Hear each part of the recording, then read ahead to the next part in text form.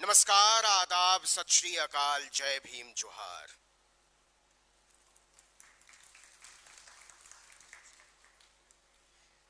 बहुत मुश्किल सवालों के साथ मुझे यहाँ खड़ा कर दिया गया है और मेरी पूरी ट्रेनिंग जो है वो अच्छे वक्ता की ट्रेनिंग नहीं है, वो अच्छे श्रोता की ट्रेनिंग है। मेरा पेशा पत्रकारिता है और मैं सवाल पूछना पसंद करता हूं और मैं आज जवाब देने की भूमिका में हूं, तो ये मेरे लिए कठिन है। लेकिन एक संवाद में हम लोगों को जाना है, एक बातचीत का माहौल तैयार करना है। एक ऐसे समय में जब पूरे देश को एक ऐसे अंधे कुएं में फेंक दिया गया है जहां सवाल पूछना सत्ता को मंजूर नहीं है, और हम बाबा साहब फुले पेरियार की परंपरा से आने वाले लोग हैं और हमारी समझदारी कहती है कि बिना सवाल पूछे और बिना जवाब की जिम्मेदारी तय किए हुए कोई भी सजग लोकतंत्र नहीं बन सकता। तो हम एक बेहतर लोकतंत्र के हामी लोग हैं। और अभी वाकेकर साहब कह रहे थे कि उन्हें हिंदी में इसलिए बात करनी पड़ रही है कि मेरी और संजीव की समझ में कुछ आए और हम समझ सकें कि क्या बातचीत हो रही है। यहां मैं थोड़ी अलग राय रखता हूं। मुझे लगता है कि हमारे बीच का जो पुल है वो मराठी, हिंदी, तमिल, तेलुगु नहीं है। हमारे बीच का जो पुल है वो प्रेम है और इसी पुल को तोड़ने की कोशिश हो रही है। मैं पिछले साल चेन्नई गया था और मैंने सुना था कि तमिलनाडु के लोग हिंदी से नफरत करते हैं और मुझे बताया गया कि आप अंग्रेजी में बोलिए और मैंने अंग्रेजी में बोलना शुरू किया। तो थोड़ी देर के बाद उन लोगों ने कहा कि आप हिंदी में बोलिए, और जब बातचीत खत्म हुई तो लोगों ने कहा कि हम यहाँ के लोग इस बात को स्वीकार नहीं करेंगे कि आपने पूरा भाषण हिंदी में दिया और यहाँ कोई बवाल नहीं हुआ। तो इसकी वजह क्या होगी? इसकी वजह यह होगी कि हम लोगों के बीच का जो रिश्ता है वो मनुष्यता का रिश्ता है, वो प्रेम और भाईचारे का रिश्ता है, वो न्याय का रिश्ता है और इन सब से ऊपर वो शोषण के प्रतिकार का रिश्ता है।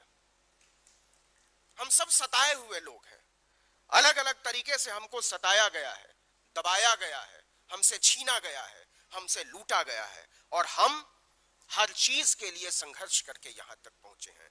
और इसीलिए हर ताकतवर सत्ता यह चाहती है कि उन लोगों की जुबान छीन ली जाए जिन्होंने अभी अभी बोलना सीखा है।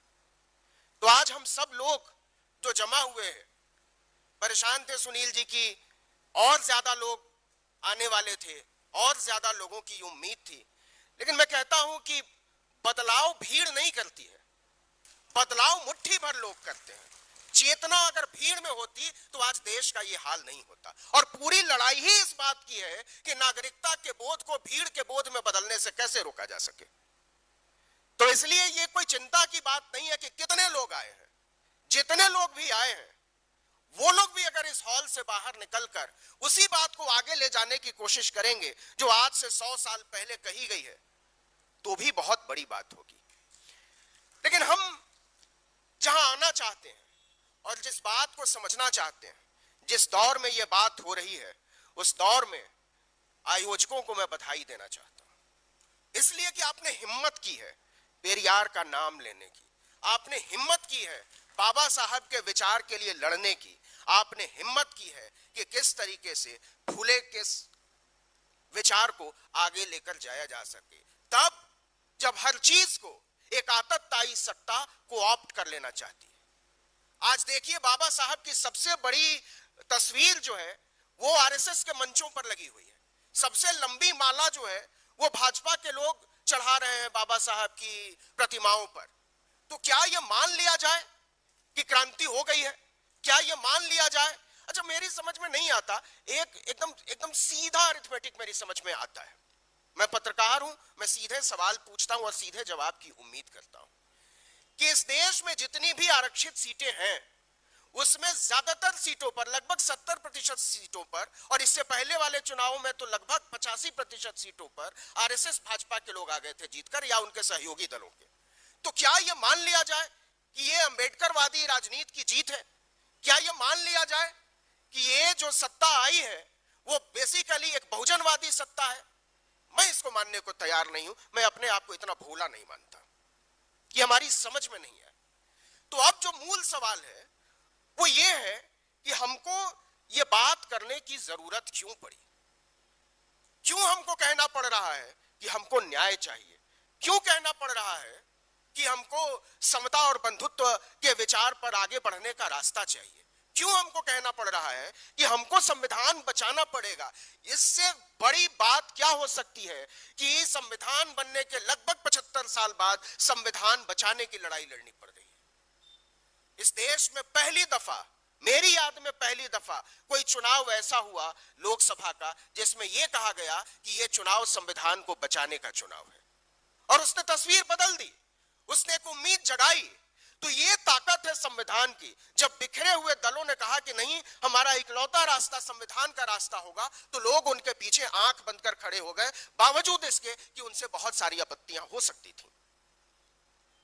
तो इसलिए जब हम पेरियार की बात कर रहे हैं और इस बात पर बात कर रहे हैं कि पेरियार का डर किसको है और क्यों है, मेरा सवाल यहां से आगे का है, और मेरा सवाल यह है कि पेरियार से डरने की जरूरत क्या है? क्यों पेरियार से डरना है? क्या पेरियार ने कोई ऐसी बात की है जो एक वृहद सामाजिक संवेदना के खिलाफ जाती है?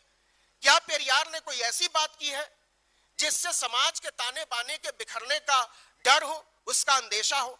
या फिर पेरियार ने उन चुनौतियों को सामने रखा जिनसे नजर चुराकर कोई भी समाज अपने आप को सभ्य समाज होने का दावा नहीं कर सकता? इसलिए पेरियार के जो सवाल है, पेरियार के जो जवाब है, वो हमसे चुभते हैं, हमको चुभते हैं। लेकिन शुतुरमुर्ग की तरह रेत में गर्दन छुपा लेने से खतरा नहीं टल जाता है।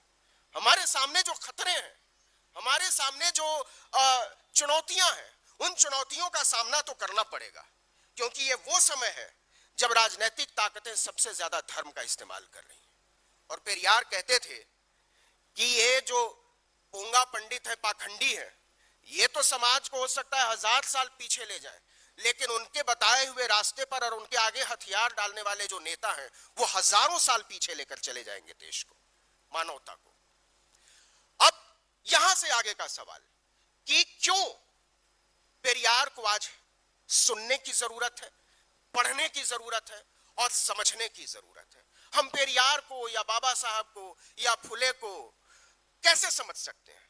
इसका एक ही रास्ता है। आज हम लोग गए थे मिलिंद कॉलेज देखने, और वहां पहुंचकर मैं बड़ा भावुक हो गया, और मुझे लगा कि क्या वाकई ये जगह है जहां बाबा साहब खड़े हुए। मुझे यहां की हवाओं से मोहब्बत हो गई। मुझे लगा कि वो हवा जो आज से 75 साल 100 साल पहले से यहां चल रही है, उस हवा ने आज मुझे भी छुआ है। तो मैं कोई नहीं होता हूं जो आपको बताऊं कि हमको क्या करना चाहिए। मैं आपसे सीखने आया हूं, मैं आपसे संघर्ष सीखने आया हूं, मैं आपसे समझदारी सीखने आया हूं, मैं आपसे संवेदना सीखने आया हूं। आज से 75 साल पहले इतने बड़े कॉलेज के जिस आदमी ने आधारशिला रखी होगी, मैंने देखा तो मुझे लगा कि जितनी जमीन है मिलिंद कॉलेज की, उतने में तो 5-7 यूनिवर्सिटी खड़ी हो जाएगी। उस आदमी ने तब सोचा कि शिक्षा के अलावा कोई रास्ता ही नहीं हो सकता है लोकतंत्र और मनुष्यता को आगे ले जाने का, और आज उसी शिक्षा को मिटाने की कोशिश हो रही है। शिक्षा को मिटाने की कोशिश क्यों हो रही है?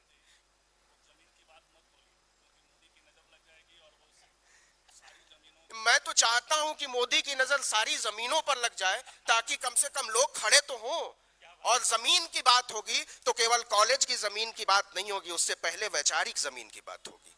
अगर वैचारिक जमीन बचेगी तो स्कूल कॉलेजों की भी जमीन बच जाएगी, इस हॉल की भी जमीन बच जाएगी, और हमारे जमीन, हमारी आत्मा की जमीन भी बच जाएगी। तो जरूरत है कि हम अपनी आत्मा की जमीन को बचाएं सबसे पहले। तो मैं जो बात कह रहा था वो ये कि शिक्षा बाबा साहब ने, फुले ने, पेरियार ने, सबने सबसे ज्यादा जो जोर दिया वो शिक्षा पर दिया। कहा पढ़ो। रूढ़ियों को तोड़ने का सबसे पहली जो सीढ़ी है वो ये है कि पढ़ाई लिखाई करो, स्कूल में जाओ, कॉलेज में जाओ, यूनिवर्सिटी में जाओ। और आज हम देख रहे हैं हमको मंदिर में भेजने की कोशिश हो रही है। एक प्रधानमंत्री, और मैं उसको बौने कद का प्रधानमंत्री कहता हूं, उस आदमी की पूरी कोशिश है कि इस पूरे देश को एक मंदिर में तब्दील कर दिया जाए जहां पंडे राज करें। सवाल है कि क्या हम इसको होने देंगे?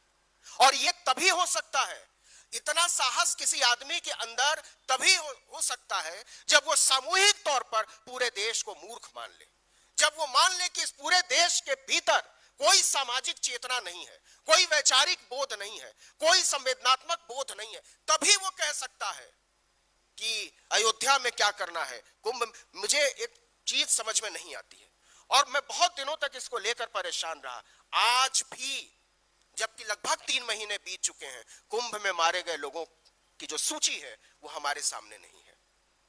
हमको इस कदर अंधा बना दिया गया है कि हमने ये पूछना ही छोड़ दिया कि मरने वाले लोग कौन थे, कौन लोग हैं जो मारते हैं, कौन लोग हैं जो लाठी बल्लम लेकर मस्जिदों के सामने नाच रहे हैं, कौन लोग हैं जो मॉब लिंचिंग कर रहे हैं, कौन लोग हैं जो इस देश के अल्पसंख्यकों को डरा रहे हैं और क्यों डरा रहे हैं।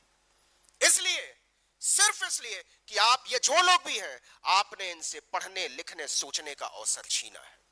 इस देश की हुकूमत को, और केवल इसी हुकूमत की बात नहीं है, इस देश की वर्चस्ववादी हुकूमतों को यह अच्छे से पता रहा है कि जब तक शिक्षा रहेगी तब तक नागरिकों को भीड़ में तब्दील नहीं किया जा सकता, उनको बैल नहीं बनाया जा सकता, उनको गधा नहीं बनाया जा सकता, उनको जैसे चाहेंगे वैसे हाँका नहीं जा सकता। और इसलिए शिक्षा पर हमला करने की कोशिश हुई। और शिक्षा की जब मैं बात कर रहा हूं तो सबसे नीचे के जो दायरे में शिक्षा में आएंगे वो महिलाएं आएंगी।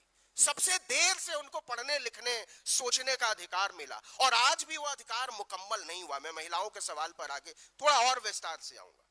तो इसलिए जो ये चोट है शिक्षा से वंचित करने की, वो सबसे बड़ी चोट महिलाओं पर है।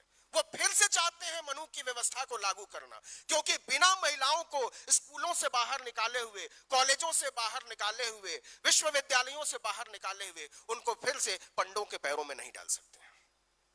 इसलिए ये कोशिश हो रही है कि शिक्षा को किसी तरीके से खत्म किया जाए। और जब मैं शिक्षा कह रहा हूं तो सस्ती शिक्षा से मेरा मतलब है, या तो शिक्षा बचे ही नहीं, और बचे तो वो मुट्ठी भर लोगों के लिए बचे, केवल रईस लोग बचे, केवल ताकतवर लोग पढ़ाई करें और बाकी के सब लोग उनकी चाकरी करें। मैं बहुत मोटी मोटी बातें रखना चाहता हूं। हायर एजुकेशन से बात शुरू करते हैं। क्या आपको पता है कि दिल्ली का जो एम्स है, जिसको भारत का सबसे अच्छा मेडिकल कॉलेज और अस्पताल माना जाता है, उस एम्स की जो फीस है एमबीबीएस की 5.5 साल की, पूरे 5.5 साल 66 मंथ्स, 66 महीने की जो फीस है वो है 12,353 रुपए। आप 5 साल में एमबीबीएस कर सकते हैं मुश्किल से 50,000 या 1 लाख रुपए खर्च करके, रहने खाने के खर्चे समेत। दूसरी तरफ इसी देश में मौलाना आजाद मेडिकल कॉलेज है दिल्ली का, एक और शानदार कॉलेज, वहां फीस है 12,150 रुपए, 66 महीने के कोर्स की फीस है एमबीबीएस करने की।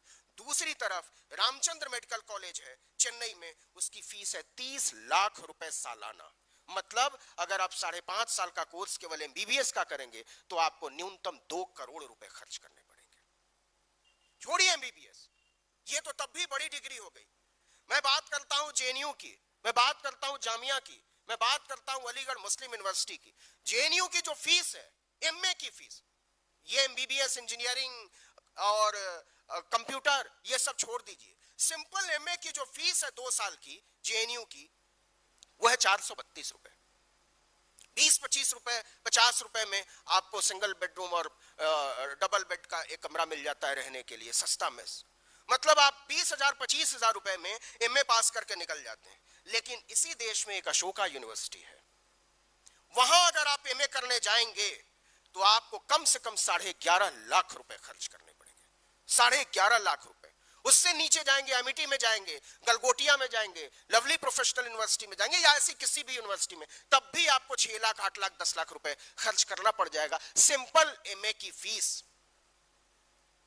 तो जो सवाल है वो सवाल ये है कि कौन लोग पढ़ते हैं जेएनयू में, कौन लोग पढ़ते हैं एमयू में, कौन लोग पढ़ते हैं बीएचयू में, और कौन लोग पढ़ते हैं अशोका यूनिवर्सिटी में। कौन लोग हैं जो 30 लाख रुपए देकर एमए कर रहे हैं, कौन लोग हैं जो 2 करोड़ रुपए देकर एमबीबीएस कर रहे हैं। इस देश के दलितों को, पिछड़ों को, आदिवासियों को स्कूलों से, कॉलेजों से, विश्वविद्यालयों से बाहर करने की एक लंपट साजिश हो रही है और उन्हें ड्राइवर, मालिशिया, बेगार, दरबान बनाने की तैयारी हो रही है। ये मान लिया है इस देश की सत्ता ने कि इस देश का दलित, इस देश का पिछड़ा, इस देश का आदिवासी, इस देश का पसमानदा केवल और केवल झूठे बर्तन धोने के लिए पैदा हुआ है, केवल और केवल बेगार करने के लिए पैदा हुआ है, केवल और केवल दरबानी और ड्राइवरी करने के लिए पैदा हुआ है। लेकिन हम ऐलान करना चाहते हैं कि हम ये नहीं होने देंगे। हम आपके सामने बराबर की कुर्सी पर बैठकर आपकी आंख में आंख डालकर बराबरी की बात करेंगे। और इसलिए इस देश में जो साजिश चल रही है पूरे तरीके से पब्लिक एजुकेशन सिस्टम को खत्म करने की, पूरे तरीके से सरकारी स्कूल कॉलेजों को खत्म करने की, सस्ती शिक्षा व्यवस्था को खत्म करने की, छीनकर मंदिरों में पंडों, पुजारियों और महंतों के सामने वो सवाल पूछने से रोका जा सके। लेकिन सत्ता जो है वो हमको अंडर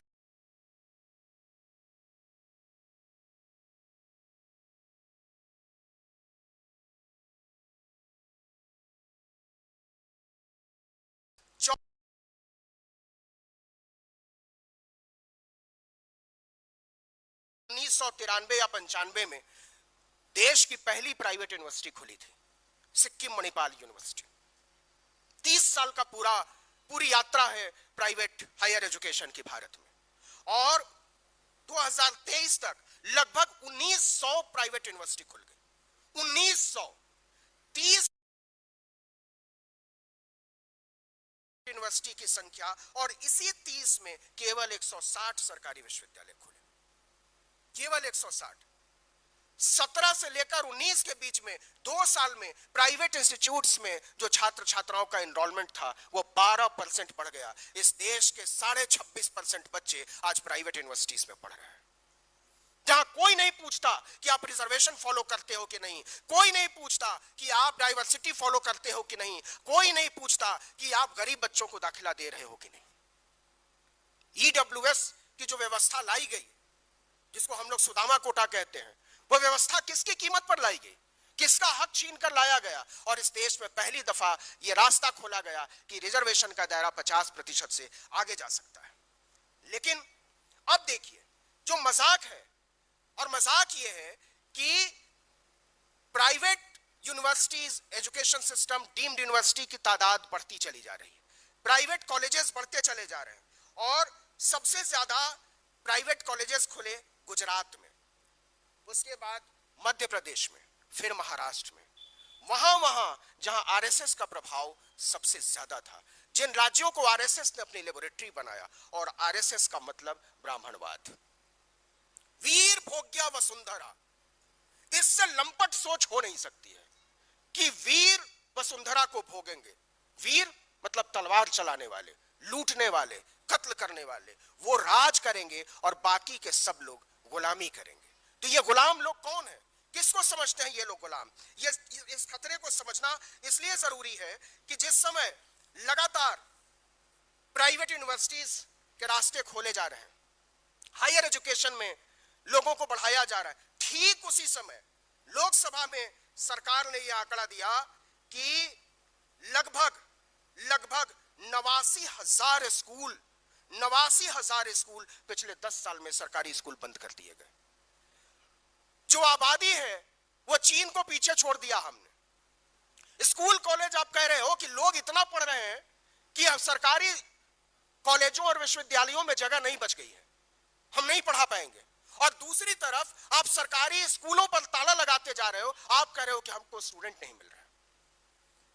ये जो घपला है इसको समझने की जरूरत है, क्योंकि सरकारी स्कूलों में कौन लोग पढ़ते हैं, सरकारी कॉलेजों में कौन लोग पढ़ते हैं, सरकारी विश्वविद्यालयों में कौन लोग पढ़ते हैं, किनको उम्मीद है कि वो कम पैसे में पढ़ लिख जाएंगे तो वो उस दहशत से बाहर निकल जाएंगे जिसको आप शोषण कहते हैं। अभी एक फैसला आया है 2 दिन पहले, अंकिता भंडारी मर्डर केस हुआ उत्तराखंड में, एक दर्जा प्राप्त राज्य मंत्री का बेटा उसमें गुनहगार साबित हुआ है। आप अंकिता भंडारी के बारे में जब हमने जानना शुरू किया तो रोंगटे खड़े हो गए। 19 साल की एक बच्ची, 19 साल की एक बच्ची जिसे अपने घर तक पहुंचने के लिए 3 किलोमीटर पैदल चलना पड़ता था, उसको एक भेड़िए के होटल में रिसेप्शनिस्ट बनाकर छोड़ दिया शोषण की व्यवस्था ने। उसके सारे सपने छीन लिए, उसके सारे अधिकार छीन लिए, और उसके बाद आप कह रहे हो बेटी बचाओ और बेटी पढ़ाओ। तो कौन भरोसा करेगा इस बात पर? इसलिए यह जरूरी है कि हम समझें, एक घोटाला शुरू हुआ इस देश में। घोटाला यह है, उसका नाम रखा गया है HEFA, HEFA, higher education funding agency. अब ये हायर एजुकेशन फंडिंग एजेंसी क्या करेगी? ये अभी 3 साल 4 साल पहले इसको मोदी महान ने इसकी नींव रखी। जैसे बड़े बड़े बादशाहों के आगे महान लगाने की परंपरा है, इसलिए लगता है कि उधर के लोग महान कहे, इससे पहले हम ही लोग महान कह देते हैं। तो मोदी महान ने हेफा की नींव रखी, हायर एजुकेशन फंडिंग एजेंसी। वो कहती है कि विश्वविद्यालयों को अब एड देने की जरूरत नहीं है, कॉलेजेस को जो है अनुदान देने की जरूरत नहीं है। आप कर्जा लो, डिपार्टमेंट बनाओ, छात्रों से वसूली करो, हेफा को चुकाओ, और कॉलेज चलाना हो चलाओ, यूनिवर्सिटी चलाना हो मतलब परचून की दुकान चलाने में और स्कूल कॉलेज यूनिवर्सिटी चलाने में इस देश की सरकार को कोई अंतर समझ में नहीं आता है। उसकी जो हेफा प्रयोगशालाओं, भवनों, पुस्तकालय सरकारी अनुदान के स्थान पर लंबी अवधि के ऋण प्रदान करता है, जिसमें मूलधन का भुगतान संस्थानों के आंतरिक संसाधनों जैसे फीस, रिसर्च प्रोजेक्ट और दूसरे जरियों से करना होगा, और ब्याज का भुगतान केवल सरकार करेगी। संस्थान को अपने आंतरिक संसाधनों से ऋण चुकाने के लिए प्रोत्साहित करके हेफा वित्तीय अनुशासन और स्वनिर्भरता को बढ़ावा देता है। ये लूट को अनुशासन कहते हैं, ये शोषण को डिसिप्लिन कहते हैं। ये कहते हैं कि नहीं, आपका अधिकार पढ़ना नहीं है। जिस दिन हेफा बना उसी दिन यह तय हो गया कि इस देश के दलितों, पिछड़ों, आदिवासियों से पढ़ने लिखने से रोकने के लिए यह इंतजाम किया गया है, और यह बहुत चोरी छुपे किया गया है, ज्यादा इसका प्रचार नहीं किया गया। और नतीजा इसका यह हुआ कि लगभग सारी सेंट्रल यूनिवर्सिटीज और स्टेट यूनिवर्सिटी के जो वाइस चांसलर हैं, जो कारिंदे हैं, वो दिल्ली में बैठे रहते हैं ताकि उनको हेफा से कर्जा मिल जाए। यह कैनरा बैंक और भारत सरकार का एक संयुक्त उद्यम है। पहली दफा एजुकेशन सिस्टम में बैंकिंग सिस्टम को घुसाया आपने कर्ज लेने की व्यवस्था में। मतलब आप जो स्कूलों के प्रिंसिपल हैं, जो यूनिवर्सिटीज के वाइस चांसलर हैं, उनको प्रॉपर्टी डीलर से ज्यादा कुछ नहीं समझते। उनका काम है सौदा करना। जैसे एग्रीमेंट टू सेल बनता है, आप यूनिवर्सिटीज और सरकार के बीच एग्रीमेंट टू लोन बनाने के अभियान में जुट चुके हैं। तो ये जो खतरे हैं वो सिर्फ इसलिए हैं क्योंकि आप नहीं चाहते हैं कि पढ़ाई लिखाई की कोई बात हो। दूसरा जो इससे आगे का खतरा है वो ये है कि आप क्यों सरकारी कॉलेज को खत्म करेंगे? क्यों करना चाहते हैं? क्यों आप एजुकेशन सिस्टम को बर्बाद करना चाहते हैं? क्योंकि आप बुनियादी तौर पर रिजर्वेशन के विरोधी हो। आप बहुत शातिराना तरीके से रिजर्वेशन को खत्म करने के लिए, आप सीधे तो कह नहीं सकते कि हम रिजर्वेशन को खत्म करना चाहते हैं। आप सीधे तो कह नहीं सकते कि हम दलितों, पिछड़ों, आदिवासियों के आगे बढ़ने के हिमायती नहीं है, हम उनको देखना पसंद नहीं करते कुर्सी पर बैठे हुए। इसलिए वो कहते हैं कि जब हम पढ़ाएंगे नहीं, पढ़ने का मौका नहीं देंगे तो वो नौकरी के लायक नहीं बनेंगे, और हम अगर नौकरी का मौका ही नहीं देंगे तो रिजर्वेशन का पालन भी नहीं करना पड़ेगा। इसीलिए एक ये जब अमित शाह कहते हैं ना कि क्रोनोलॉजी को समझिए, ये क्रोनोलॉजी है कि पहले आप एजुकेशन खत्म करो, फिर आप नौकरी खत्म करो, उसके बाद जब बेरोजगारी की संख्या बढ़ेगी तब आप जो लोग बाबा साहब फुले अंबेडकर पेरियार के अनुयायी हैं, उनको आसानी से अपना गुलाम बना सकते हो और फिर आप उनको कह सकते हो कि देखो शिक्षा जिंदाबाद बोलने से नहीं चलेगा, लोकतंत्र जिंदाबाद बोलने से नहीं चलेगा, संविधान जिंदाबाद बोलने से नहीं चलेगा, तुमको जय श्री राम बोलना पड़ेगा। और तब आप आसानी से उनके हाथों में लाठी बल्लम तलवार त्रिशूल थमा सकते हैं। यह लड़ाई बड़ी साफ है मेरे दोस्त, यह लड़ाई इतनी साफ है कि इसको देखना ज्यादा मुश्किल नहीं है, इसको समझना ज्यादा मुश्किल नहीं है। और सीधे तौर पर जो दलित पिछड़े आदिवासी हैं, पसमानदा हैं, सताए हुए लोग हैं, मैं तो कहता हूं कि जो गरीब सवर्ण है वो भी समझ लें इस बात को, क्योंकि लगेगी आग तो आएंगे घर कई जद में, यहां अकेले हमारा मकान थोड़ी है। अगर सरकारी नौकरी आएगी तो हम तो भाई 85% लेंगे ना, 50%। मैं तो इसको पूरे तरीके से सवर्ण रिजर्वेशन कहता हूं। इस देश के 80-90% लोग अगर 50% रिजर्वेशन लेकर खुश हैं और उन्होंने अभी तक किसी भी तरीके का कोई बवाल नहीं किया है, किसी भी तरीके का कोई हिंसक आंदोलन नहीं किया है, किसी भी तरीके से कोई मुश्किल पैदा नहीं की है, संविधान लोकतंत्र के रास्ते पर चलते रहे, अपनी मांगते रहे, तो ये किसी चमत्कार से कम नहीं है। बड़े सहिष्णु लोग हैं इस देश के दलित पिछड़े आदिवासी। इसलिए मैं कहता हूं कि जितनी जल्दी हो सके आप करवा लीजिए जातीय जनगणना, गिन लीजिए, तौल लीजिए, नाप लीजिए, रिजर्वेशन को रीडिफाइन कीजिए और तय कीजिए किसका कितना हिस्सा है और दे दीजिए। लेकिन यह नहीं होगा, यह सरकार अंतिम समय तक जातीय जनगणना को टालेगी। आप देखिए कि कोई टाइम फ्रेम नहीं तय किया है इस हुकूमत ने, कुछ नहीं कहा है कि कब शुरू होगी, कब खत्म होगी, क्या उसके क्वेश्चनेयर्स होंगे, क्या उसका सैंपल होगा, कैसे आप सर्वे करेंगे, कुछ भी तय नहीं किया है। ये सरकार अभी भी, आपने सुना इस देश में पहली दफा, ये भी कमाल है और हम लोगों को ये देखना था, अच्छा हुआ हम देख रहे हैं, परसों के दिन बिहार में एक सवर्ण आयोग का गठन हुआ है। अभी तक तो हम सुनते थे कि ये SC/ST कमीशन है, ये OBC कमीशन है, ये माइनॉरिटी कमीशन है। अब सवर्णों को लगता है कि उनके, और बाकायदा उस नोटिफिकेशन में लिखा हुआ है कि सवर्णों के हितों की रक्षा करने के लिए हम ये सवर्ण आयोग लेकर आए हैं। मतलब जिन्होंने शोषण की पूरी प्रस्तावना लिखी, जिन्होंने हजारों साल तक लूट खसोट की बंदोबस्ती की, उसका इंतजाम किया, गरीबों को, पिछड़ों को, दलितों को, आदिवासियों को सताया, मारा, आप कह रहे हैं कि आज हम दबाए हुए। दक्षिण अफ्रीका के एक नेता हैं, उन्होंने कहा कि जब अंग्रेज यहां आए तो उनके हाथ में बाइबल थी और हमारे पास जमीनें थी, और जब अंग्रेज यहां से गए तो हमारे हाथ में बाइबल थी और उनके पास हमारी जमीनें थी। इस देश के दलितों, पिछड़ों, आदिवासियों की जमीनें छीनकर कॉर्पोरेट के नाम पर जो लूट मची हुई है, जिस तरीके से बंदरबाट हुआ है, शहरीकरण के नाम पर आप जिस तरीके से दलितों, पिछड़ों, आदिवासियों को उजाड़ रहे हैं, वो समझ में आता है। आदिवासी कहे हम जमीन नहीं देंगे, आप मार दोगे, कहोगे नक्सली। मुसलमान अगर अपनी बात कहे कि हमारे पास नौकरी नहीं है, आप कहोगे आतंकवादी है। पिछड़ा अगर कहे कि हमारे लिए पढ़ाई की व्यवस्था नहीं है, आप कहोगे देशद्रोही है। तो आज नहीं तो कल सबका नंबर आना है। इसलिए एक बड़े एका की जरूरत है। और जब पेरियार ये कहते थे, इसीलिए पेरियार से डर लगता है, और पेरियार से सबसे ज्यादा वो लोग डरते हैं जो किसी भी तरीके से नहीं चाहते हैं कि आदमी और आदमी को बराबर होना चाहिए, जो किसी भी तरीके से चाहते हैं कि न्याय का राज नहीं आना चाहिए, जो किसी भी तरीके से चाहते हैं कि संविधान की जो आत्मा है उसको लागू होने से जितने लंबे समय तक रोका जा सके उसको रोका जाना चाहिए। तो ये डर किसके मन में है? ये डर उनके मन में है जो आज सवर्ण आयोग बना रहे हैं। और ये भी आयरनी है कि ये जो परिपाटी पूरी चली, वो परिपाटी उन नेताओं के राजकाज में भी चली जो अपनी पूरी ब्रांडिंग ओबीसी लीडर के तौर पर करते हैं, जो आदिवासी लीडर के तौर पर करते हैं, जो दलित लीडरशिप के तौर पर करते हैं। यहां मैं एक घटना का जिक्र करना चाहता हूं। 2017 में उत्तर प्रदेश में हुआ कि पेरियार की सच्ची रामायण को बांटा जाएगा।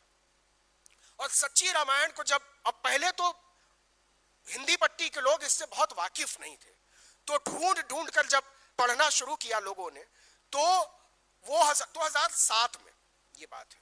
और उस समय जो बात चली कि पेरियार की सच्ची रामायण अगर बटेगी तो फिर क्या होगा, समाज पर इसका असर क्या पड़ेगा। ये बिल्कुल उसी तरीके का माहौल बनाया गया जब बाबा साहब हिंदू कोड बिल लेकर आए थे तो करपात्री स्वामी के नेतृत्व में संसद को लोगों ने घेर लिया था और ये कहा था कि हिंदू समाज का पथभ्रष्टक है ये आदमी, ये समाज टूट जाएगा, महिलाओं को अपनी मर्जी से शादी का अधिकार मिल जाएगा, महिलाओं को अपनी मर्जी से तलाक का अधिकार मिल जाएगा, महिलाओं के लिए समान वेतन की बात कर, तो ये आदमी कैसी बात करता है, ये समाज ऐसे चल ही नहीं सकता है। और नेहरू को उसके आगे झुकना पड़ा और उसके बाद फिर टुकड़ों टुकड़ों में किस तरीके से उसी हिंदू कोड बिल को लागू किया गया, ये एक अलग कहानी है। लेकिन ये जो बात आई, और इसलिए पेरियार से डर, पेरियार इस हॉल में ज्यादा लोग इसलिए मौजूद नहीं है क्योंकि पेरियार अपने आप में एक निहायत रैशनलिस्ट सोच का नाम है। उन्होंने क्या बात की, उन्होंने कहा तर्क करो, बुद्धि की बात करो, विवेक की बात करो, सोच की बात करो, पढ़ाई लिखाई की बात करो, शोषण से मुक्ति की बात करो, समानता की बात करो, न्याय की बात करो। और न्याय को उन्होंने जोड़ा संघर्ष से और शिक्षा से, और इसमें उन्होंने महिलाओं की सबसे ज्यादा भागीदारी की वकालत की। तो 2007 में जब सच्ची रामायण छापने की बात चली तो बवाल मच गया। भारतीय जनता पार्टी उस समय सरकार में साझेदारी थी और विधान मंडल, भाजपा विधान मंडल के नेता थे ओम प्रकाश सिंह। तो ओम प्रकाश सिंह ने यह कहा कि, और ये मांग रखी तत्कालीन सरकार के सामने कि हिंदू देवी देवताओं के विरोधी पेरियार को महापुरुष मानने से इनकार करे बीएसपी। मायावती जी मुख्यमंत्री थी और ये अफसोस की बात है, ये बात थोड़ी कड़वी है लेकिन यह कहनी भी जरूरी है, यह सुननी भी जरूरी है कि मायावती जी ने यह कहा कि हमारा सच्ची रामायण की बिक्री से कोई लेना देना नहीं। वो डिनायल मोड में चली गई। तो मान्यवर कांशीराम पेरियार मेला की शुरुआत करते हैं उत्तर प्रदेश में, उसमें पेरियार को लेकर चेतना जगती है, लेकिन तत्कालीन बहुजन नेताओं में इतनी हिम्मत नहीं थी कि वो पेरियार की सोच का अगर सम्मान नहीं कर सकते खुलकर तो कम से कम उसके लिए डिनायल मोड में ना जाए। इसलिए पेरियार की समझ आज आप देखिए कि सारे, जब अयोध्या में मंदिर बना तो सारे जो सो कॉल्ड बहुजन नेता हैं कुछ को छोड़कर सब लाइन लगा कर गए दर्शन करने। उनको लगा कि कहीं हम हिंदू विरोधी ना दिख जाए। आज के बहुजन नेताओं को मैं इसलिए यह बात करना चाहता हूं कि ये सोचना पड़ेगा कि क्या पेरियार की सोच को, बाबा साहब की सोच को, फुले की सोच को आगे ले जाने की सलाहियत भी आज की बहुजन लीडरशिप के भीतर है। हम कहां से निकल कर आए हैं। माता सावित्रीबाई फुले पर कूड़ा फेंका गया जब उन्होंने लड़कियों को पढ़ाने की बात की।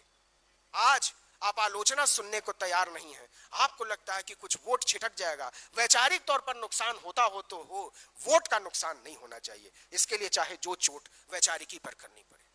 तो ये जो बात चली वो ये चली कि अच्छा, बहुत मजेदार बात सुनिए, ये किस्सा तो लाजवाब है। तो सच्ची रामायण का जब बवाल 2007 में हुआ उत्तर प्रदेश में, तो भाजपा ने एक प्लानिंग की कि हम सच्ची रामायण की प्रतियां जलाएंगे। तो हम लोग मनु स्मृति की प्रतियां जलाने की बात करते थे, भाजपा ने कहा कि हम सच्ची रामायण को जलाएंगे। इंडियन एक्सप्रेस ने एक स्टोरी की और वो स्टोरी छपी 7 नवंबर 2007 को और उसको लिखा अलका पांडे ने। अलका पांडे ढूंढने निकली कि सच्ची रामायण में लिखा क्या है। भाई इंटरनेट पर या इधर उधर से जो कही सुनी बातें थी वो तो था, लेकिन एक रिपोर्टर के तौर पर उनको लगा कि एक थॉरो स्टडी जरूरी है कि उसमें पढ़ा क्या जाए। लखनऊ की सारी दुकानें छान मारी, कहीं सच्ची रामायण नहीं मिली। लखनऊ की सबसे बड़ी किताब की दुकान यूनिवर्सल बुक डिपो, उसने कहा कि हमारे पास तो है ही नहीं, हमने रखा भी नहीं है। भारतीय जनता पार्टी के पास हो गई कि आप तो जलाने वाले थे, आपके पास तो होगा। उन्होंने कहा हमारे पास भी नहीं है, हमने भी नहीं पढ़ा है। ये हालत है इस देश में कि जो लोग जलाने वाले थे सच्ची रामायण की प्रतियां, उनको ही ये नहीं पता था कि वो किताब कैसी दिखती है, कितने पन्ने की है, उसमें क्या लिखा है। तो जो खंडन करने वाले थे, जो डिनायल मोड में जाने वाले थे, उनको भी इससे बहुत लेना देना नहीं था। जो जलाने वाले थे उनको भी इस बात से कोई लेना देना नहीं था। लेकिन हमको तो लेना देना होना चाहिए। ये हमारी विस्तृत जवाबदेही का हिस्सा है कि हम अपने नेताओं से सवाल पूछें। हम पूछें कि आप जो कर रहे हैं और जो आप बोल रहे हैं उसका हमारे भविष्य के साथ क्या लेना देना है। वो हमको आने वाले 5 साल में, 10 साल में कहां लेकर जाएगा, वो हमारी आने वाली नस्लों को कहां लेकर जाए। जरा सोचिए कि आज से 100 साल पहले एक ऐसे संगठन ने जिसने कागज पर अपने कोई निशान नहीं छोड़े, उस दिन उसने सोचा था कि एक दिन हम भारत पर राज करेंगे। वो नफरत के दम पर राज करना चाहते थे, वो विभाजन के दम पर राज करना चाहते थे, वो मनुष्यता को कुचल कर राज करना चाहते थे, और वो कर रहे हैं। और हम जो प्रेम के आधार पर, भाईचारे के आधार पर, मनुष्यता, न्याय और बंधुत्व के आधार पर इस देश को सिर्फ आगे ले जाना चाहते थे, हमको हाशिए पर फेंक दिया गया। तो सोचना पड़ेगा कि इसका कसूरवार कौन है और इसका जिम्मेदार कौन है। यह भी एक सोचने की बात है। मैं जब पढ़ रहा था तो मुझे लगा कि कितने विजनरी रहे होंगे पेरियार कि 1925 में, 1922 में चौरी चौरा कांड होता है। महात्मा गांधी नेपथ्य में चले जाते हैं, कुछ दिनों के लिए आंदोलन रोक देते हैं, और 2 साल के भीतर पेरियार कुदियारासू शुरू करते हैं। जनता का राज। आजादी 25 साल दूर थी और पेरियार तब सोच रहे थे कि जनता का राज आएगा और इसके लिए जनता को तैयार करना जरूरी है। उसकी मानसिकता लोकतांत्रिक होनी चाहिए, शोषण विरोधी होनी चाहिए, समानता मूलक होनी चाहिए, न्याय और बंधुत्व मूलक होनी चाहिए। और इसके लिए वो लगातार कोशिश करते रहे। और मुझे हैरानी हुई ये जानकर कि 1970 में उन्होंने मॉडर्न रैशनलिस्ट की शुरुआत की, 1970 में, और तब उनकी उम्र थी 90 साल। 90 साल की उम्र में पेरियार ये सोच रहे थे कि भारत की जनता को रैशनल होना चाहिए, तार्किक होना चाहिए, सवाल पूछने वाला होना चाहिए। और आज 2025 में बैठकर हम ये नहीं सोच पा रहे हैं कि हम अपने विचारों को लेकर आगे कहां जा पाएंगे। तो जो मैं सवाल उठाना चाहता हूं वो ये उठाना चाहता हूं कि 1922 में, 23 में, 25 में, 32 में और 70 तक अगर पेरियार सोच रहे थे, मूक नायक निकालकर बाबा साहब सोच रहे थे कि इस देश को एक मीडिया की जरूरत पड़ेगी, अपनी बात को आगे ले जाने की जरूरत पड़ेगी, हमको जरूरत पड़ेगी उन संसाधनों की जो हमारे नायकों की बात को आगे ले जा सकें, तो इसके लिए जरूरत पड़ेगी हमारे पास अखबार हो, हमारे पास पत्रिकाएं हो, हमारे पास वो रास्ते हो जिनसे हम अपनी बात कहना जारी रख सकें, हम उसको आगे ले जा सकते हैं। लेकिन आज पिछले, माफ कीजिएगा मुझे, लेकिन पिछले 30 साल से 40 साल से लगभग पूरी हिंदी पट्टी में बहुजनों का राज है। उन्होंने ये नहीं सोचा कि हमारे पास अपना मीडिया होना चाहिए, उन्होंने नहीं सोचा कि हमारे पास अपना अखबार होना चाहिए, नहीं सोचा कि हमारे पास अपना टेलीविजन चैनल होना चाहिए, नहीं सोचा कि हमारे पास अपनी पत्रिकाएं होनी चाहिए। माफ कीजिएगा, लेकिन जब इस देश के टेलीविजन चैनल ब्राह्मणों ने खड़े किए, जब इस देश के अखबार ब्राह्मणों ने खड़े किए, जब इस देश की पत्रिकाएं ब्राह्मणों और सवर्णों ने निकाली, तो हम और आप क्यों उम्मीद लगाकर बैठे हैं कि वो हमारे लिए बहुत समानता मूलक बात करेगा, वो हमारी बात को आगे ले जाएगा, हमारे नेताओं और हमारे पुरखों की बात को आगे ले जाएगा। वो पैदा ही हुआ है इसलिए कि हमारी और आपकी सोच को कुचला जा सके, और वो बहुत यकीन के साथ ये काम कर रहा है। 2013 की मैं बात कर रहा हूं, 2003 में मैं सहारा टीवी में था, और 2003 में तब रजत शर्मा एक स्टार हुआ करते थे। रजत शर्मा ने कहा कि मुझे पता चला कि इंडिया टीवी नाम का एक नया चैनल आ रहा है। मैं बहुत नया यूथ था, लड़का था, और मैं चला गया नौकरी मांगने के लिए, और रजत शर्मा ने मुझसे एक कॉपी लिखवाई और कहा कि बहुत शानदार लिखते हो। उन्होंने सहारा टीवी से लगभग दुगनी तनख्वाह पर मुझे रख लिया। 6 महीने काम करते करते मुझे पता चला कि इंडिया टीवी के पीछे दरअसल उन्हीं लोगों का पैसा है जो चाहते हैं कि इस देश में मनु की व्यवस्था लाई जानी चाहिए। गुजरात से पैसा आया, बड़े बड़े पूंजीपतियों ने लगाया, एक महामानव उसके पीछे खड़े थे जो आज बहुत बड़े नेता हैं, उनसे आप सवाल नहीं पूछ सकते हैं, कोई भी पत्रकार सवाल नहीं पूछता। तो 2003 में यह पता था कि हम अगर सत्ता में आना चाहते हैं तो हमको अपना मीडिया खड़ा करना पड़ेगा। तो अब 2004 देखिए, मैं एक कैसे नैरेटिव बिल्डिंग होती है। 2004 में ये वो दौर था जब शाइनिंग इंडिया चल रहा था।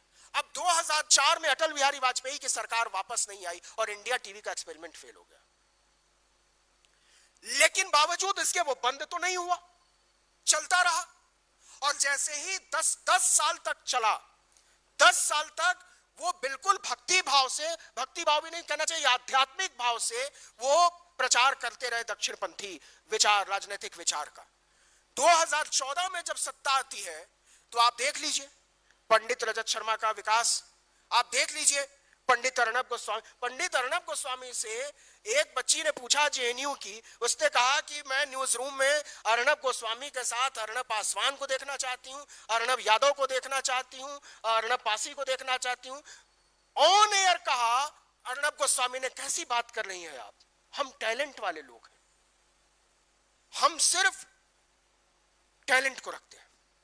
मतलब एक लंपट आदमी जो खुलेआम टेलीविजन चैनल पर चिल्लाता है मुझे ड्रग्स दो ड्रग्स दो ड्रग्स दो, वो कहता है सबसे बड़ा टैलेंटेड मैं हूं।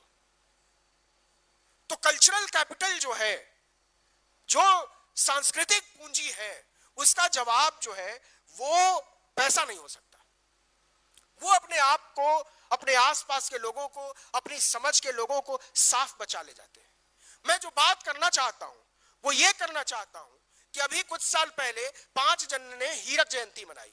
75 साल से वो पत्रिका निकल रही थी, आरएसएस की पत्रिका है, ऑर्गेनाइजर निकाला उन्होंने। स्वदेश एक मरा हुआ अखबार ग्वालियर का, जिसके संपादक अटल बिहारी वाजपेयी हुआ करते थे, वो निकलता रहा। वो किसी भी चीज को मरने नहीं देते, वो जिंदा रखते हैं और उसके लिए बड़ी मेहनत करते हैं, बड़ी कोशिश करते हैं। और हम कृतज्ञ लोग जो नहीं जानते हैं कि हमारे पुरखों ने हमको यहाँ पहुंचाने के लिए क्या क्या संघर्ष किए हैं, हम नहीं जानते कि आज मूक नायक कहाँ है, हम नहीं जानते कि आज कहाँ है कुदिया रासू, हम नहीं जानते कि मॉडर्न रैशनलिस्ट क्यों बंद हो गए। ये जिम्मेदारी किसी न किसी को तो लेनी पड़ेगी, और मैं कहता हूं कि हम में से हर एक को लेनी पड़ेगी। हम क्यों नहीं बचा पाए मूक नायक को, हम क्यों नहीं बचा पाए मॉडर्न रैशनलिस्ट को, हम क्यों नहीं बचा पाए कुदिया रासू को? हमको ये जवाब चाहिए। मैं आज भी कहता हूं कि इस देश का बहुजन अगर 1-1 रुपए देगा तो टाइम्स ऑफ इंडिया और हिंदुस्तान टाइम्स को मिलाकर जितनी पाठक संख्या है उससे 10 गुना बड़ा अखबार खड़ा किया जा सकता है। लेकिन सवाल है कि क्या हम करना चाहते हैं, क्या हमारी नीयत है, क्या हमारी दूरदर्शिता वहां तक है? मान्यवर काशीराम ने इसकी ताकत को कुछ हद तक समझा था। उनको लगा था कि ये मीडिया हमारे लिए बात नहीं करेगा, इसलिए उन्होंने कोशिश की कि इस तरीके का कोई ढांचा खड़ा किया जाए। लेकिन उनके जाने के बाद और उनके बीमार पड़ने के बाद ही वो आंदोलन बैठ गया, और उनके बाद जो भी लीडरशिप आई उसने कभी भी इसकी ताकत को नहीं समझा। तो आज जो कहा जा रहा है कि रिप्रेजेंटेशन की जब बात आएगी तो केवल पॉलिटिकल रिप्रेजेंटेशन से बात नहीं बनेगी। हमको सोशल रिप्रेजेंटेशन, हमको कल्चरल रिप्रेजेंटेशन, और हमको उससे ज्यादा मीडिया में रिप्रेजेंटेशन चाहिए। आज जितनी भी नफरत है, मुझे अच्छा भी लगता है कि मीडिया में हमारे लोग नहीं है। एक लिहाज से मैं थोड़ा सकारात्मक सोचता हूं। मीडिया में जो मीडिया ने नफरत का माहौल बनाया, जो कुचलने का माहौल बनाया, कोई इस्लामाबाद कब्जा करके बैठ गया, कोई लाहौर कब्जा करके बैठ गया, कोई रावलपिंडी कब्जा करके बैठ गया, ऐसा लगा जैसे सुबह का नाश्ता बलूचिस्तान में होगा। तो मुझे तसल्ली हुई कि ये जो गंदगी है, ये जो नारकीय इतिहास है, ये ब्राह्मणों का, ब्राह्मणों के लिए और ब्राह्मणों के द्वारा, इसमें हमारे लोग नहीं है। मैं दावे के साथ कहता हूं कि अगर इस मीडिया में दलितों की, पिछड़ों की, आदिवासियों की भागीदारी होती तो ये मीडिया इतना घटिया, इतना घिनौना और इतना बर्बर नहीं हो सकता था। आज जो भी मीडिया हमारे सामने खड़ा है उसका ये चेहरा सिर्फ इस वजह से है क्योंकि उसमें दलितों, पिछड़ों, आदिवासियों को बहुत सचेत कोशिश के साथ किनारे रखा गया है। इसमें हमको जोड़ने की जरूरत पड़ती है लोगों को, और एक आंदोलन इसके लिए भी चलाया जाना चाहिए कि मीडिया में हमारे लोग कहां से आएंगे। और मैं तो कहता हूं कि मीडिया में हमारी जो भागीदारी है वो किसी की कृपा पर नहीं होनी चाहिए। बहुत सारे अखबारों, पत्रिकाओं, चैनलों की जरूरत है, और ये हो सकता है अगर हम करना चाहें तो। सामूहिक लड़ाई में अगर हम इसको बदलना चाहें तो। एक और बात जो मुझे कहनी है वो कहनी है कि हम प्रेम के हिमायती लोग हैं। पेरियार का एक बहुत बड़ा हिस्सा उनकी वैचारिकी का जो है वो प्रेम का रहा, और महिला विवाह के संदर्भ में उन्होंने कहा, प्रेम विवाह को उन्होंने बढ़ावा दिया और ये कहा कि प्रेम करना अधिकार है और किसी भी तरीके से ये जाति आधारित, वर्ण आधारित, धर्म आधारित नहीं होना चाहिए। अब दूसरी तरफ जो मौजूदा राजनीति है वो कह रही है कि प्रेम करना अपराध है। अब दो विचारों के बीच की लड़ाई है। एक सोच कहती है कि प्रेम करना अपराध है, दूसरी सोच कहती है कि प्रेम करना अधिकार है। एक तरफ गले मिलने की राजनीति है और दूसरी तरफ गले काटने की राजनीति है। तो हमारे बीच जो दीवार है वो बड़ी साफ है। यही तय करो और अभी तय करो कि गले मिलने की राजनीति की तरफ जाओगे या गले काटने की राजनीति की तरफ जाओगे। हमारे पास कोई रास्ता बचा ही नहीं है सिवाय इसके कि हम इस लड़ाई में कूदें, सिवाय इसके कि हम इस लड़ाई में एक नागरिक के तौर पर, एक सचेत नागरिक के तौर पर, बाबा साहब पेरियार फुले के बच्चे के तौर पर हम अपनी भूमिका का निर्वाह करें, उसका चयन करें, उसकी चुनौती को स्वीकार करें। धर्म को लेकर एक बड़ी धारा रही। अच्छा, ये बड़ी गलतफहमी है। लोग ये कहते हैं कि पेरियार ने धर्म के आधार पर शत्रुता फैलाने की कोशिश की। एक बड़ा पॉपुलर नैरेटिव चला दिया कि धर्म का विरोध करने का मतलब, अरे धर्म का मतलब धार्मिक पाखंड। और मैं तो कहता हूं कि अगर पाखंड को हटा दीजिए तो धर्म बचता ही नहीं। धर्म है ही इसलिए कि पाखंड है। आप ये भी कह सकते हैं कि पाखंड ही धर्म है और धर्म ही पाखंड है।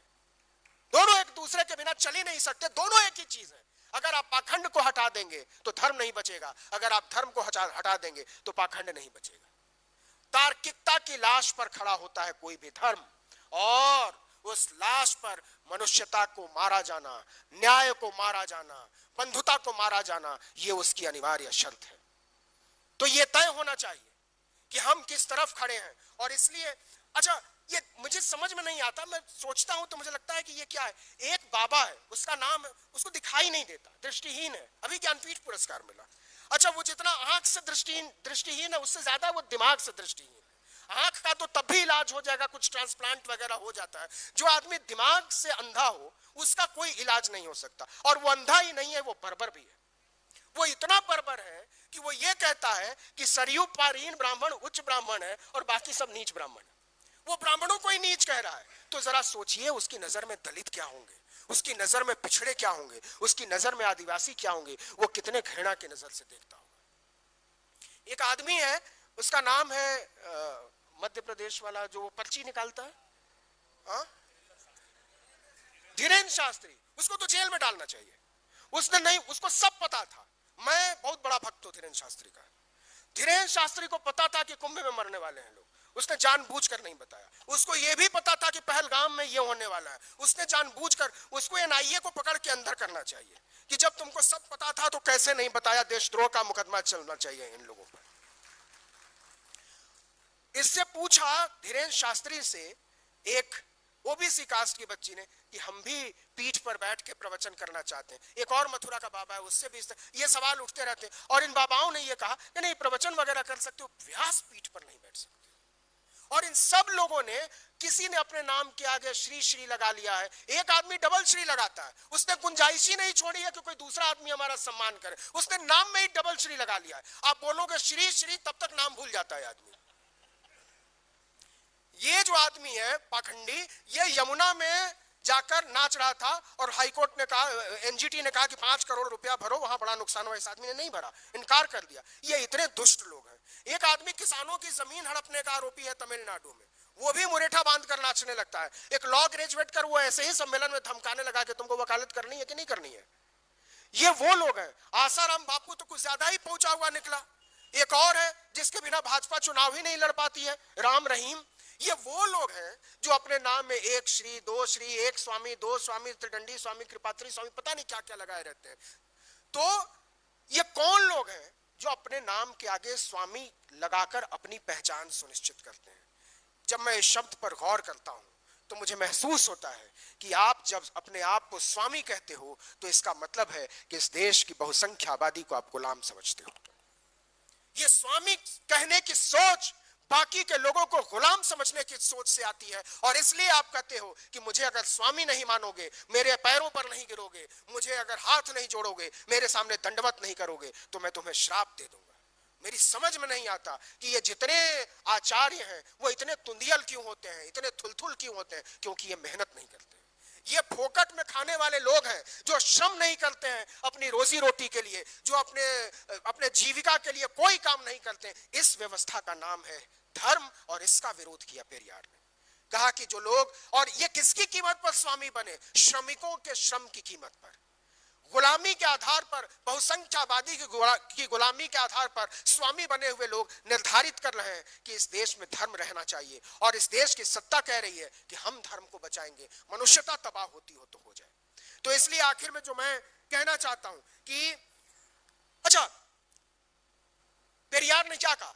पेरियार ने यह कहा कि नारी का जो सबसे बड़ा गुण बताया गया मनुस्मृति में, वो ये कहा गया कि सतीत्व तुम्हारा सबसे बड़ा गुण है। तो पेरियार ने कहा कि अगर यही ईश्वर का विधान है तो ऐसे ईश्वर को खारिज कर दो। क्या गलत कहा? जो मनुष्य को मनुष्य मानने को तैयार नहीं है, जो धर्म, जो आदमी और आदमी को बराबर मानने को तैयार नहीं है, तो वहां कौन लोग ये तय कर रहे हैं, उनको खारिज करना पड़ेगा।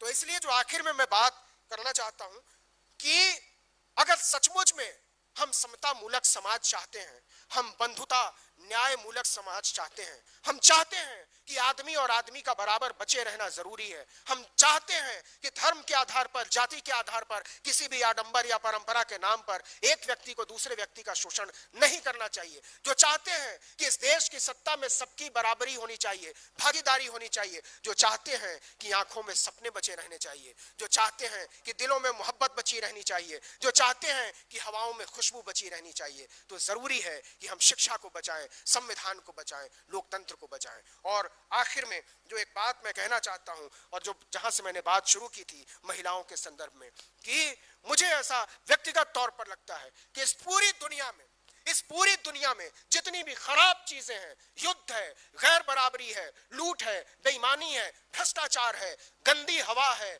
जमीनों की बंदरबाट है, इन सब के जिम्मेदार केवल और केवल दुनिया के मर्द हैं। और इस दुनिया में जितनी भी अच्छी चीजें हैं, जीने की वजह हो, प्रेम पाने और प्रेम करने की वजह हो, साफ हवा हो, फूल हो, पत्ती हो, हरियाली हो, पानी हो, पहाड़ हो, झरने हो, नदियां हो, ये सब और सिर्फ केवल और केवल औरतों की वजह से बची हुई है। इसलिए जरूरी है कि हम और आप औरतों को, महिलाओं को वो अधिकार दें जिनमें पहले भी देर हो रही है। और मैं इसमें सुधार करना चाहता हूं कि हम कोई नहीं होते महिलाओं को अधिकार देने वाले। ये जरूरी है कि महिलाओं को यह अधिकार स्वाभाविक तौर पर स्वतः स्फूर्त तरीके से मिलना चाहिए। और याद रखिए, मेरी बात को याद रखिएगा कि अगर आज आप ये अधिकार नहीं देंगे, आज हम और आप इसमें शक व शुबा रखेंगे, हम पीछे हटेंगे, तो कहीं ऐसा ना हो कि महिलाएं आगे बढ़कर इस अधिकार को अगर छीनने की कोशिश करेंगी, आपका दर्द बड़ा हो जाएगा।